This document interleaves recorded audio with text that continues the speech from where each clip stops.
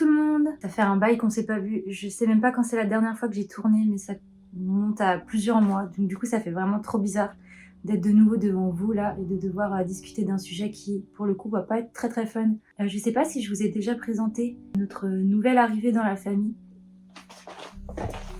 Voilà Tina, le nouveau membre de la famille. Petit chihuahua qu'on a récupéré en refuge et qu'on a cherché en famille d'accueil dans le nord de la France. Elle est là depuis novembre, donc pour ceux qui n'étaient pas encore au courant, bah voilà, c'est le nouveau bébé de la famille. Tu dis bonjour Titi. Bonjour. Donc comme je le disais, je vais attaquer un sujet qui est particulièrement compliqué à aborder parce qu'il est vachement triggering pour moi. Et que bah, vous allez le voir, c'est pas super fun à vivre et à raconter non plus. Mais je pense que c'est important d'en faire part parce que ça montre à quel point Internet peut être dévastateur et dangereux pour certaines personnes. Donc bah, tout simplement, je vais commencer par expliquer ce dont on va parler aujourd'hui. Donc vous l'avez vu dans le titre de la vidéo, on va parler d'usurpation d'identité et plus précisément d'usurpation de mon identité. C'est arrivé il y a plusieurs années maintenant, donc ça me touche plus autant que quand c'est arrivé, mais au moment des faits, c'était relativement traumatisant pour moi ainsi que pour des personnes qui étaient concernées, dont je vais vous parler après. Petit rappel quand même, l'usurpation d'identité est passible de 1 an d'emprisonnement et de 15 000 € d'amende. Ça peut aller jusqu'à 75 000 € d'amende, donc c'est vraiment quelque chose avec quoi on rigole pas. C'est pas quelque chose de fun. C'est pas quelque chose à faire non plus, donc voilà, ça c'était juste le petit rappel pour l'introduction. Donc pour la sécurité de tous, j'ai décidé de changer les noms des personnes en fait qui étaient inclus dans l'histoire et dont on va parler, pour la simple et bonne raison que j'ai pas envie qu'on puisse retrouver ces personnes. Donc tout commence le 29 décembre 2019, un soir, je me rappelle très bien Ah, ça commence. Bon, je vais sortir Tina parce que je sens que sinon ça va être catastrophique pour le son. Même pas 2 minutes que je filme mais je suis déjà perdue. Alors, je vais pas mal lire dans cette vidéo parce qu'il faut que je sois assez précise et que j'ai tout noté dans mon carnet, donc ne m'en voulez pas si vous voyez que je suis pas tout le temps en train de vous regarder. Donc ça a commencé le 29 décembre 2019, le soir. Je me rappelle que mon chéri était aux toilettes à ce moment-là et qu'il me parle en me disant qu'il a reçu un message sur Instagram d'une personne qu'il ne connaît absolument pas. Cette personne, du coup, on va l'appeler Ludivine, qui lui demande concrètement si elle lui a envoyé une photo, en fait, une photo de Valentin, du coup, de mon chéri et moi-même, que j'avais posté sur mon compte personnel Instagram, je crois, bref. Elle lui envoie donc cette photo et elle lui demande si la personne sur la photo est Lise, what the fuck, ou moi, donc Mara. Ce à quoi Val répond what the fuck, justement. Il lui demande, il lui dit voilà, c'est vachement bizarre en fait que tu me demandes pourquoi tu me poses cette question. Donc il n'a pas répondu tout de suite. Et la personne, du coup, donc Ludivine insiste en disant que voilà, il faut absolument qu'elle sache qui est la personne sur la photo. Est-ce que c'est Lise ou est-ce que c'est Mara, du coup, donc moi. Et mon copain finit par lui dire que oui, effectivement, c'est bien sa copine, mais que c'est pas Lise, que cette Lise, elle n'existe pas, et que c'est moi, donc Mara. Ce à quoi la personne en face est déboussolée, étant donné que pour elle, la personne qui est sur la photo devait être Lise et non moi. Donc ça commence plutôt bien et c'est déjà assez what the fuck comme ça. Ça fait 3 fois déjà que je dis what the fuck, mais vous allez l'entendre plusieurs fois je pense dans cette vidéo parce que vraiment l'entièreté de cette histoire est what the fuck. Donc je vous mets les captures d'écran de toute façon au fur et à mesure des conversations, des images, etc. N'hésitez pas si vous voulez lire les messages parce que sinon ça va être trop long si je les laisse sur le côté pendant 10 minutes, à mettre pause sur la vidéo pour pouvoir lire l'entièreté des messages parce qu'il y en a qui sont plus ou moins longs. Donc concrètement, on part sur une histoire de compte fake, donc ça c'est pas la première fois que ça m'arrive personnellement et en général j'y prête pas trop attention. Jusqu'à maintenant il n'y avait jamais eu de trop gros problèmes avec ça. À part, si j'ai eu déjà un gros souci d'usurpation d'identité en 2018, donc une année avant que les faits dont je vous parle se passent, où quelqu'un avait usurpé mon identité et avait créé un compte Twitter, un compte Instagram, enfin plusieurs comptes Twitter, plusieurs comptes Instagram, enfin bref, où la personne n'arrêtait pas de s'acharner en fait sur mon physique. Et donc elle postait des photos de moi en se faisant passer pour moi et en disant des choses pas très sympathiques sur mon physique. Bon voilà, c'était vraiment de très mauvais goût. J'étais même allée à l'époque porter plainte pour usurpation d'identité, mais il n'y avait pas eu de suite. Donc là, vous avez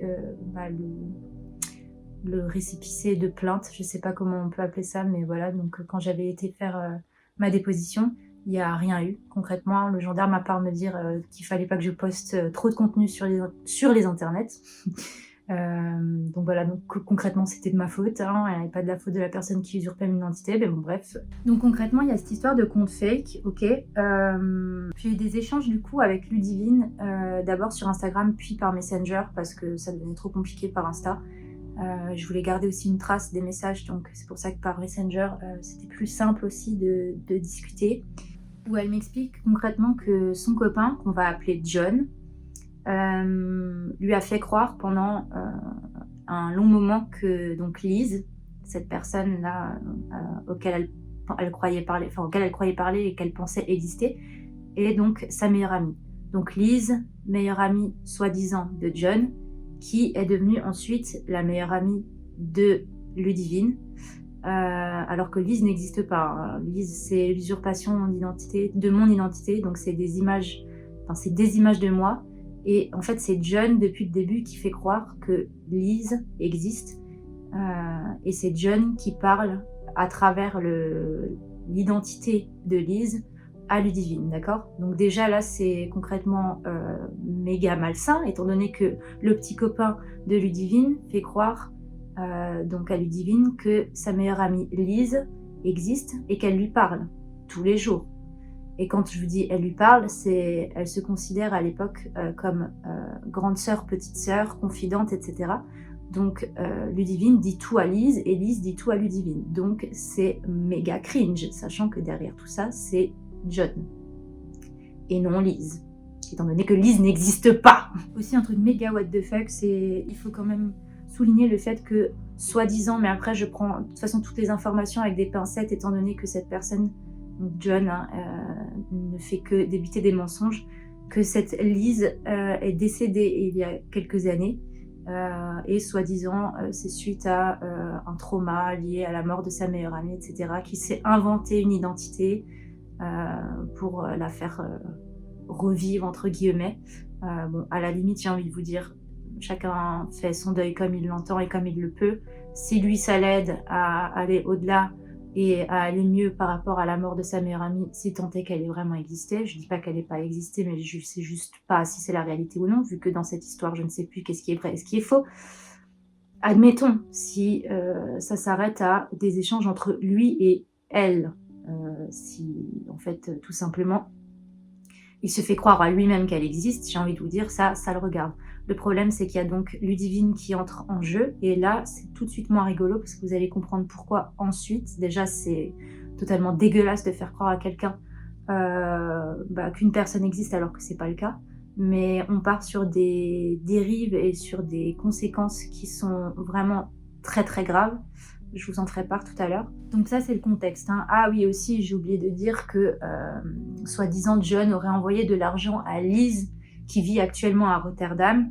Ah oui, parce qu'en fait, il s'est passé 4 ans entre le moment où Lise est soi-disant morte et où John a été à son enterrement. Hein. Donc il a enterré sa meilleure amie et d'un coup, elle réapparaît en lui envoyant un message. Ok, d'accord. Le mec, sa vie, c'est Netflix, en fait. Et qu'elle est à Rotterdam, qu'elle est malade, je sais pas trop quoi, qu'elle a besoin d'argent. Donc, soi-disant, John lui aurait envoyé de l'argent. Il lui aurait aussi donné un rein. Bah oui, parce que l'argent ne suffit pas. Visiblement, Lise a besoin d'un rein. Mais malheureusement, Lise est condamnée et elle va mourir. Donc, c'est terrible. Voilà, je ne sais quoi dire, juste à part... Donc après ça, on s'est appelé pendant au moins 1 heure, je dirais, si pas 2 heures avec Ludivine pour parler de tout ça. De vive voix, c'était plus simple que par message. Et malheureusement, je ne me rappelle plus exactement ce qu'on s'est dit, mais concrètement, voilà, c'est tout ce que je suis en train de vous raconter. Ensuite, Ludivine m'a envoyé des screens de conversations, de photos que John lui avait envoyées et que Lise lui avait envoyées. Donc je vous mets des exemples ici. Donc il y a énormément de photos de moi, dont des vidéos aussi. Elle m'a envoyé des vidéos Elle réussit à m'envoyer des photos donc qu'elle avait reçues, donc que Ludivine avait reçues de moi avec mon copain, avec mes amis, avec des proches à moi, des photos que j'avais fait avec des photographes que j'avais même pas publiées, des photos qui n'étaient de moi, hein, qui n'étaient en l'occurrence même plus sur internet, étant donné que je me suis fait hacker mon compte Facebook quelques années auparavant. Bah, il me semble que c'était justement courant 2018, si je raconte pas de bêtises. Donc j'avais plus accès à mon compte Facebook, donc toutes mes photos étaient perdues, et c'est des photos qui étaient en moi uniquement, donc en privé, que je pouvais pas récupérer vu que j'avais plus accès à mon compte. Donc seule la personne en fait qui avait accès à mon compte et qui m'a hacké pouvait récupérer ces photos. Donc voilà, je veux pas dire des choses qui ne sont pas vérifiables, mais je pense concrètement que la personne qui a hacké mon compte est donc John. Voilà, je peux absolument pas vérifier cette information, mais ça me semble quand même assez plausible, sachant que les photos qu'il a utilisées pour envoyer à Ludivine ou pour créer ses comptes fake ne m'appartenaient plus, du moins je n'y avais plus accès, et la personne qui a hacké mon compte, si. Voilà. Et on parle de photos qui datent d'il y a plusieurs années, vraiment des photos où j'étais adolescente, des photos avec ma famille, genre c'est what the fuck, oh putain. Je sais pas si on entend mon copain qui est en train de faire le débile avec le chien. Si c'est le cas, bah c'est pas grave en fait, juste voilà. Vous le connaissez sous son vrai jour maintenant. On peut voir d'ailleurs sur la vidéo là que Ludivine m'a envoyée, c'est le téléphone qu'avait prêté John à Ludivine parce qu'elle avait cassé son téléphone, et sur le téléphone en question il y a des dizaines et des dizaines de photos de moi. C'est tellement cringe, mon dieu. Des très vieilles photos justement que je n'ai même plus moi, donc qui ne sont plus en ma possession. Donc oui, c'est particulièrement étrange. Jusqu'à là déjà, moi, mon cerveau il est en mode genre, j'ai l'impression qu'il va exploser. Il y a trop d'informations, je comprends rien à ce qui se passe.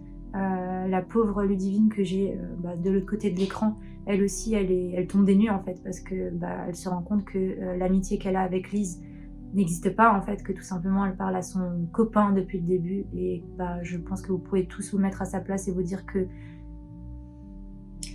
c'est pas quelque chose qu'on a envie d'expérimenter, je pense. C'est super cringe, c'est super malsain. Il lui envoie aussi des conversations entre Valentin, donc Valentin qui existe vraiment, c'est vraiment mon chéri dans la vraie vie, et donc John fait croire, à travers le biais de Lise, que Lise sort avec Valentin. Donc voilà, jusqu'à là c'est assez raccord, hein.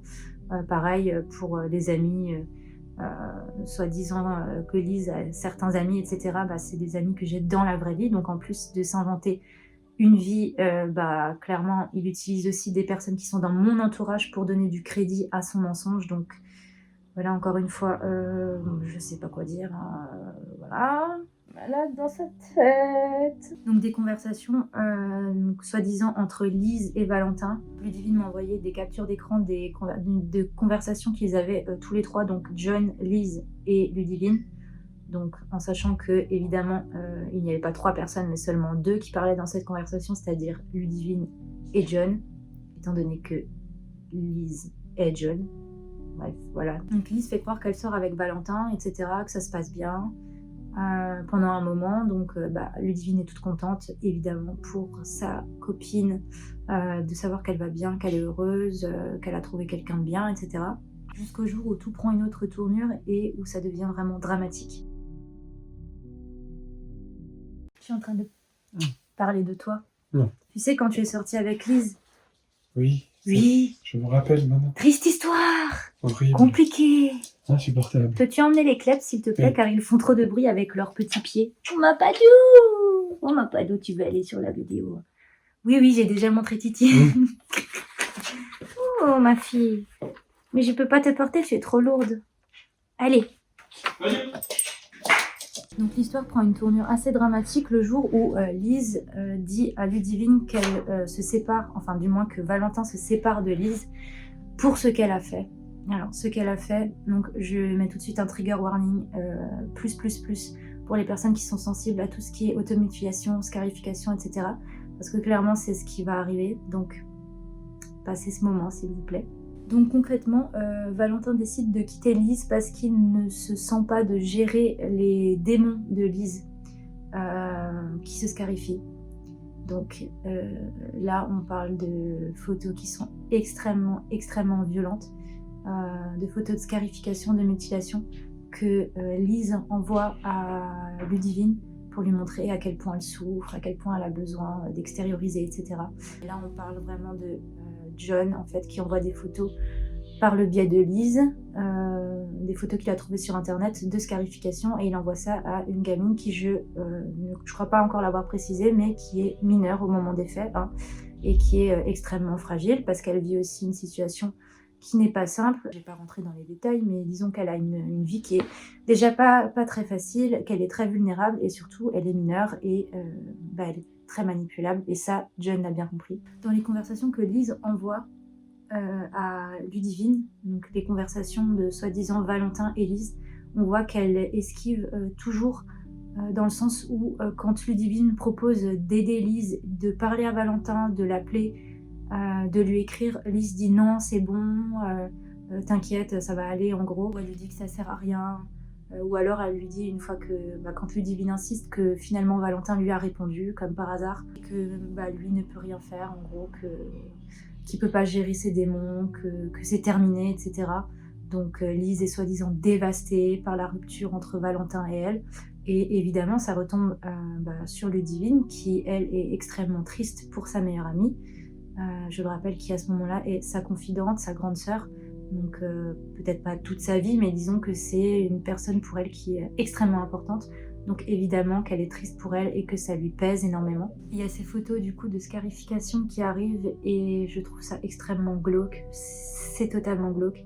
Mais le pire arrive, parce que là pour l'instant c'est encore assez soft, mine de rien. Lise affirme à Ludivine qu'elle est condamnée, donc qu'elle est malade et qu'elle est condamnée, donc malgré l'extrême gentillesse et l'extrême bonté de John qui lui a offert un rein pour la sauver, elle est condamnée et elle va mourir. Donc concrètement, quand vous recevez ça de votre meilleure amie, comment réagir quand vous êtes jeune, que vous êtes déjà sensible, et qu'en plus votre meilleure amie en question vous envoie des photos de scarification en vous disant que ça lui fait du bien et qu'elle arrêtera pas parce que voilà, c'est quelque chose qui l'aide, etc. Et bien qu'est-ce qui s'est passé? Je vous laisse deviner. Ludivine, du coup, s'est scarifiée. Voilà. Donc Ludivine s'est scarifiée pour, je sais pas si c'était pour faire comme Lise ou si c'était pour essayer, je pense que c'était pour essayer d'échapper au malheur et à la tristesse. Donc là, on part sur quelque chose qui est beaucoup plus lourd, beaucoup plus dramatique, étant donné qu'une mineure se scarifie à cause d'un absolu connard, je peux pas dire autrement. Je sais même pas, en fait j'ai pas les mots, je tremble carrément tellement ça m'énerve. Et je parle de ça, c'était il y a 5 ans, 4 ans, en 2023, ouais 4 ans. Et ça me met toujours autant en rogne. J'ai la rage, rien d'en parler, c'est juste, je sais pas comment exprimer ça, tellement je trouve ça dégueulasse. Comment est-ce qu'on peut continuer à dormir la nuit ou à vivre sa vie quand on sait qu'on manipule les gens à ce point et qu'on leur fait autant de mal? Je sais pas, pour moi c'est inconcevable, mais bref, c'est arrivé. On entend les pieds de Tina derrière la porte.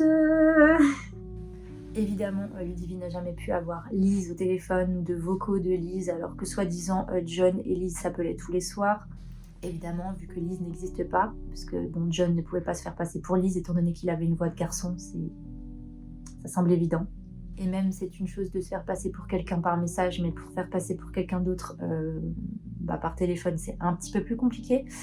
Donc évidemment, il n'y a jamais eu de contact, je dirais, direct, en tout cas à l'oral. Donc ça c'est pour le côté automutilation, et pour moi qui est déjà de l'incitation au suicide, ou en tout cas de l'incitation à l'automutilation, et qui est déjà extrêmement grave. Mais on continue dans les joyeusetés quand Ludivine me dit qu'elle a été déjà, trigger warning, frappée 3 fois en 9 mois par son copain, John, du coup. Donc en plus de la manipulation et de la souffrance psychologique, de l'automutilation que vit déjà Ludivine, il y a aussi des violences physiques, répétées, d'un majeur sur une mineure. Tout va bien. Il l'a aussi évidemment menacé de se suicider, il utilise la manipulation, la culpabilisation, Voilà, c'est lui la pauvre victime, il est désolé, une fois qu'il a frappé sa copine, il est évidemment désolé, donc elle le pardonne. Je place tout de suite ça là. Par contre, je n'accepterai pas qu'on fasse de commentaires sur pourquoi elle est retournée vers lui et pourquoi elle l'a excusé alors qu'elle a été frappée. Je vais pas vous faire un dessin et vous expliquer en quoi consiste un pervers narcissique et une victime de pervers narcissique, mais juste, il n'y a pas de jugement à avoir. Sur le moment, il faut juste pas oublier que cette personne est une victime et qu'elle est vulnérable. Et s'il y a quelqu'un qu'il faut pointer du doigt, c'est l'agresseur et non la victime. Voilà, comme ça c'est fait. Donc il a joué clairement sur les failles et la vulnérabilité de Ludivine, sur sa fragilité pour tout simplement la détruire, je peux pas dire ça autrement. Et je ne comprends même pas parce que c'était quelqu'un avec qui il partageait sa vie, c'était soi-disant l'amour de sa vie, etc. Et il faisait ça à côté, genre, je sais pas, enfin, qui fait ça? À part quelqu'un qui est vraiment, je pèse mes mots, hein, qui est malade dans sa tête et qui a besoin d'aide. Et donc concrètement, comment j'ai réagi après avoir lu tout ça? Parce qu'on reste, tout ça c'était sur la même journée, hein, donc c'est une conversation qui a duré plusieurs heures. Qu'est-ce qu'on fait quand on sait ça? On finit par se tourner vers la justice. En tout cas, moi c'est ce que j'ai fait. J'ai voulu aller porter plainte. Donc la plainte. Je suis allée à la gendarmerie pour porter plainte pour usurpation d'identité, en leur expliquant en quoi l'usurpation d'identité, de mon identité, en quoi est-ce que ça avait été, quels impacts ont eu et quelles conséquences ont eu l'usurpation d'identité sur cette mineure. On a pris ma déposition, hein, j'ai un dossier gros comme ça avec tout ce qui a été dit, les messages, les conversations. Moi je suis allée avec une clé USB, j'ai vraiment fait mon enquête. En plus j'ai ramené des dizaines de screens, de conversations, de photos, de vidéos pour avoir le maximum d'éléments pour pouvoir tout simplement attester de ce qui se passait.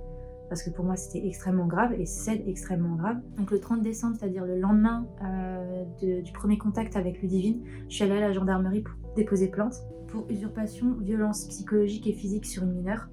Tout a été pris en compte et pendant l'interrogatoire, on m'a montré la photo et l'identité de John pour me demander si c'était bien de cette personne qu'on parlait, et oui, c'était effectivement bien cette personne. Donc c'est qu'il était déjà dans les dossiers de la police. En tout cas, il avait déjà été arrêté pour des petits délits de vol à l'étalage, je crois. Enfin bref, des petits trucs comme ça. Pas forcément extrêmement graves, mais ça reste des délits quand même en fait. Donc théoriquement, t'es pas censé être dans les fichiers de la police. Hein. C'est déjà, quand t'es dans les fichiers, c'est que t'as pas fait que de bonnes choses dans ta vie. Donc ça m'étonnait malheureusement qu'à moitié, mais ça m'a glacé le sang de voir sa photo et de voir qu'il était déjà dans les fichiers de la police. Le problème, c'est qu'on pouvait rien faire étant donné que John était à ce moment-là SDF et que c'était impossible de le retrouver pour pouvoir tout simplement l'interroger.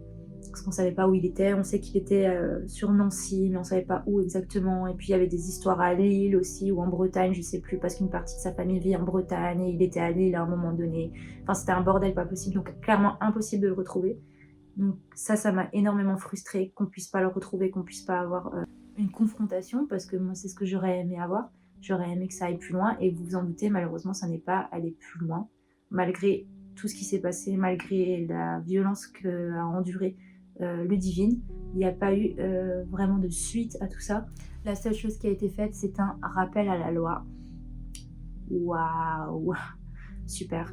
En gros, on vous dit en fait, il faut pas faire ce genre de choses, c'est pas bien. Il s'agirait d'arrêter car ce n'est pas légal ce que vous faites. Voilà, en gros, c'est concrètement ce qu'on a dû lui dire.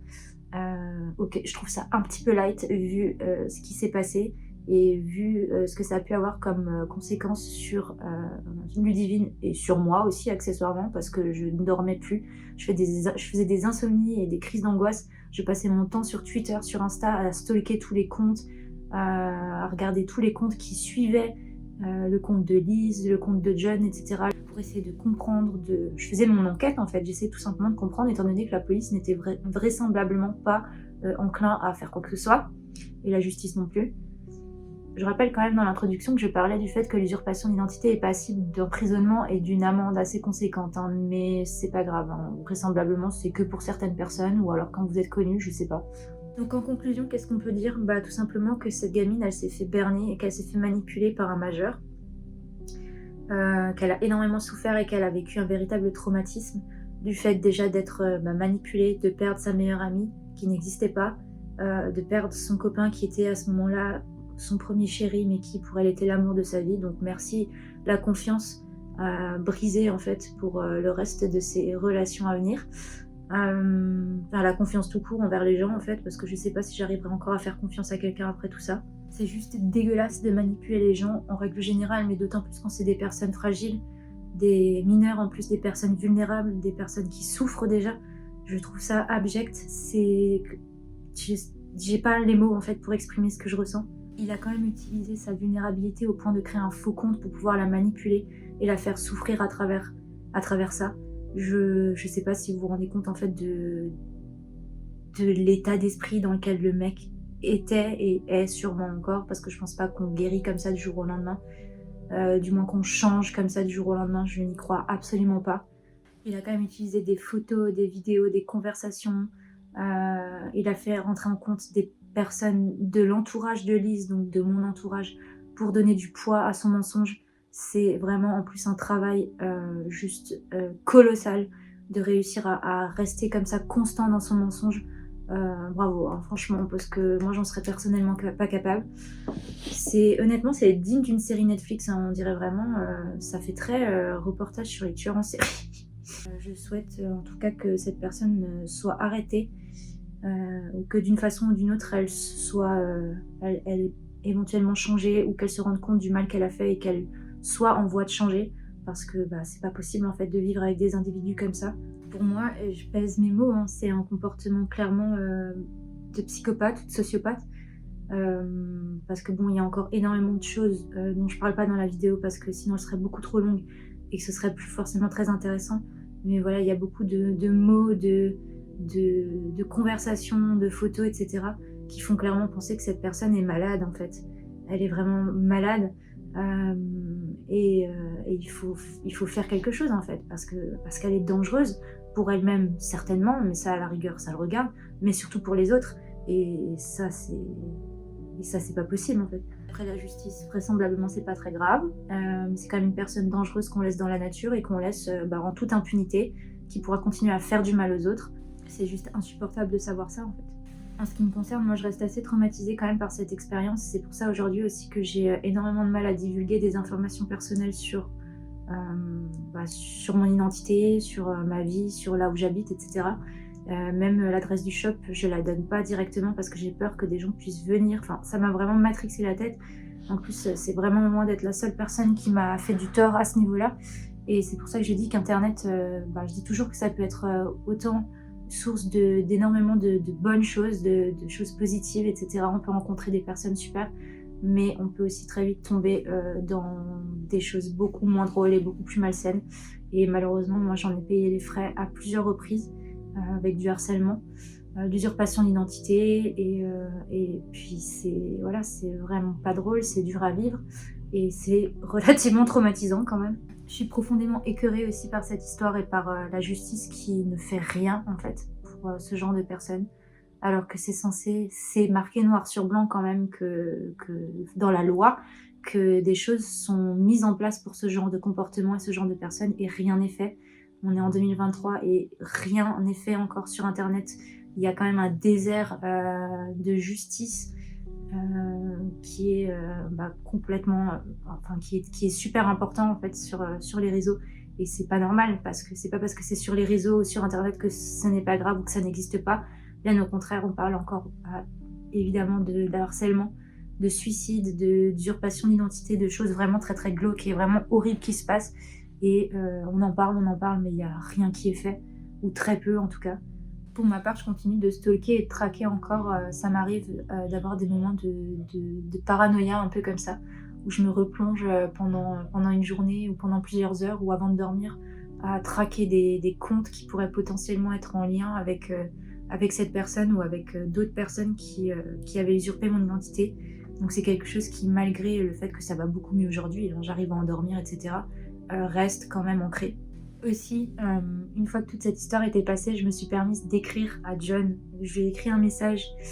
J'étais un petit peu véhémente, je vous laisserai le lire. Vu que j'étais un petit peu en colère, vous vous douterez que le message est loin d'être très sympathique, mais en même temps, j'allais peut-être pas non plus le remercier pour ce qui s'était passé.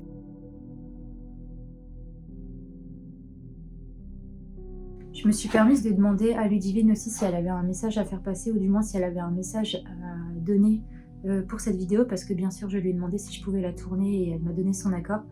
Tout ce qu'elle m'a répondu, je vais vous lire son message. Moi je t'avouerai que tout ce que j'aurais à dire, c'est que j'ai la haine envers lui. J'ai été placée 1 mois en hôpital psychiatrique pour dépression. Je suis encore sous médicaments pendant que lui vit sa meilleure vie. Que les situations comme ça laissent des séquelles et qu'on n'oublie pas la souffrance ressentie. Mais je te soutiens à fond pour cette vidéo, t'en fais pas. Déjà, je sais que tu vas regarder cette vidéo, ma belle, et puis tu sais que je serai toujours de ton côté et que je t'envoie toute la force, le soutien et l'amour dont tu as besoin. Et que je suis très fière de toi et contente que tu ailles mieux aujourd'hui, parce que tu le mérites vraiment. Et que personne ne mérite de tomber sur une personne aussi dégueulasse. T'as malheureusement juste été au mauvais endroit au mauvais moment. Tu t'as subi ça, alors que tu n'avais pas à subir ça et que personne n'a à subir une chose pareille. De mon côté, j'espère que la justice va évoluer de ce côté pour que ce genre de choses n'arrive plus, parce que les choses auraient pu aller beaucoup plus loin, même si elles ont déjà été très loin selon moi. En ce qui concerne Ludivine, elle a rechuté une fois, elle est retournée vers lui après tout ça. Chose que je n'ai sur le moment pas compris. J'ai été aussi vachement en colère quand j'ai appris ça. Mais comme je le disais tout à l'heure dans la vidéo, on ne peut pas juger.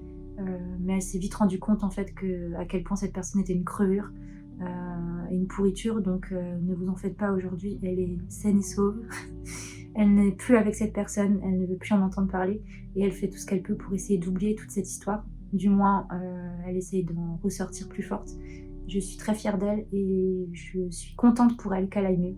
Vraiment, je suis sincèrement heureuse pour elle qu'elle aille mieux, parce que c'était pas gagné et que je me suis fait énormément de soucis pour cette personne. Pour moi, je me sens toujours salie par cette histoire, parce qu'au final, on a quand même utilisé mon image à des fins vraiment dégueulasses. Sans parler du fait que j'ai pas mal été salie sur mon physique, etc. Bon, ça à la rigueur, je m'en fiche. Même si sur le moment, ça me faisait pas du bien de lire ce genre de choses. C'est tellement pas grave par rapport à ce qu'a pu vivre Ludivine. Et j'ai l'impression d'être totalement oubliée en fait par la justice et par la police. Parce que concrètement il ne s'est rien passé, si ce n'est qu'un rappel à la loi. Oui c'est bien, super. Donc en fait concrètement vous pouvez usurper l'identité de quelqu'un, utiliser la violence psychologique et physique sur une mineure et vous en sortir avec un simple rappel à la loi. Bon, pour quelqu'un qui en plus avait déjà commis des délits, je trouve que c'est vraiment très très léger. Mais malheureusement je ne peux rien faire de plus, si ce n'est en parler aujourd'hui et essayer d'informer les gens. Après aujourd'hui ça va beaucoup mieux, je me sens beaucoup plus forte par rapport à tout ça, et ça m'a appris aussi que justement internet n'était pas une safe place, du moins pas toujours, qu'il fallait faire super attention. Et comme ce gentil gendarme me l'avait déjà dit dans le passé, il faut éviter de mettre trop de contenu sur internet. Voilà, donc en gros c'est un peu du même acabit que « Ah, vous vous êtes fait violer, mais c'est parce que vous étiez en mini-jupe ». En tout cas je sais que j'ai fait ce qu'il fallait, du moins j'ai fait le maximum en essayant d'aider au maximum justement Ludivine, en essayant de la soutenir et d'être là pour elle, et en essayant de lui, tout simplement de lui dire aussi qu'il fallait pas qu'elle se laisse faire, qu'il fallait qu'elle parle, qu'il fallait qu'elle porte plainte, parce que c'est pas normal de vivre des choses pareilles et il faut surtout pas laisser passer ça. Je sais que j'ai aussi fait ce qu'il fallait d'un point de vue légal, parce que je suis allée porter plainte, même si ça n'a pas eu énormément de conséquences, du moins de suite. En tout cas c'est fait. Quoi qu'il en soit, je sais que c'est dans son dossier et que s'il venait un jour à faire de nouveau de la merde, il aurait ça en plus sur le dos, donc c'est déjà en quelque sorte une victoire, et c'est rassurant de se dire que il y a une trace de tout ça quelque part. Voilà, il y aura certainement rien derrière, mais en attendant, je pense avoir fait ce qu'il fallait que je fasse. C'est bizarre, j'ai trop l'impression que ce que je suis en train de dire n'est pas du tout français, mais c'est peut-être parce que je parle beaucoup depuis tout à l'heure et que j'ai plus l'habitude de parler autant devant la caméra. Je pense que j'ai fait à peu près le tour de ce que j'avais à dire pour cette vidéo.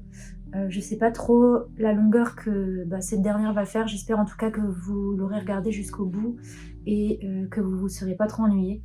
Moi il me reste à faire le montage et je pense que ça va être clairement le montage le plus difficile de ma chaîne, déjà émotionnellement, parce que me replonger là-dedans, clairement ça me met pas dans un bon mood, mais aussi parce qu'il y a énormément de captures d'écran, de vidéos, de photos, etc. à montrer.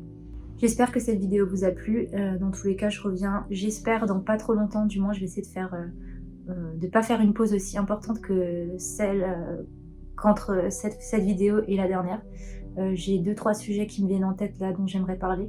Donc ça arrivera certainement durant les semaines à venir, du moins j'espère, si j'ai le temps de filmer et de monter mes vidéos.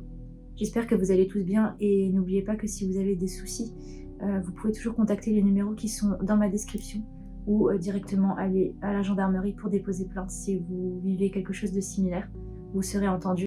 Même si pour mon cas ça a été pris en compte mais qu'il n'y a pas eu de suite, ça ne veut pas dire qu'il n'y en aura pas pour vous et il faut le faire, il faut parler, il ne faut pas laisser les choses passer. Prenez soin de vous en tout cas, je vous fais des gros bisous et j'espère que vous n'aurez jamais à vivre quelque chose comme ça. Bye.